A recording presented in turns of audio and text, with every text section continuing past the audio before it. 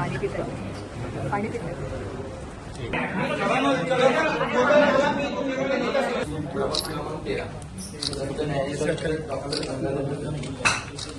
गडूळ पाणी म्हणजे 25 वर्ष म्हणजे 2 वर्षापासूनची जर अडचण असती ना साहेब तर मी समजून शकलो. 25 वर्षापासून 5 टर्म नगरसेवक झाले तरी ती अडचण सोडवण्यात आलेली नाही.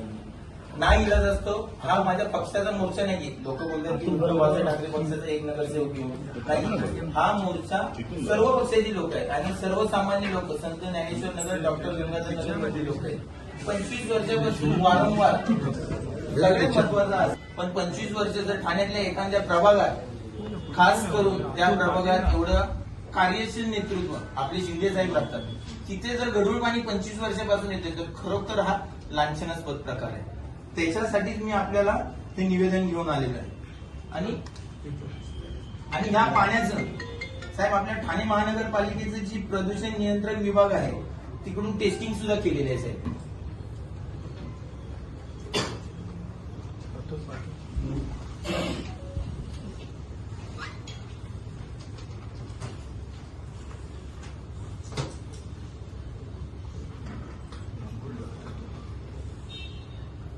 मग आपण असं म्हणतात की एक तर समतानगर जलकुंभात पुरेशा पाणी उपलब्ध झाला तर ही समस्या आपण सोडवू शकतो. 35% विभागाचं 40% म्हणजे आपल्या ज्ञानेश्वर नगर या प्रभागात 2 ठिकाणाहून पाणी पुरवठा होतो. समतानगर जलकुंभ आणि एक बीएमसी. जो दूषित पाण्याचा पाणी पुरवठा जो होतोय ती बीएमसीची लाईन आहे. आणि जी समतानगर जलकुंभ आहे त्याला मागच्या 5 वर्षापासून मी जर 500 जर फोन केले असतील तर 500 वेळा त्या प्रश्नाचं एकच उत्तर मिळालेलं आहे, जलकुंभ भरलेला नाही, जलकुंभ भरलेला नाही. मग ह्या गोष्टीवर जलकुंभ भरलेला नाही म्हणून कमी दाबाने पाणी येतं की गढूळ पाणी येतं?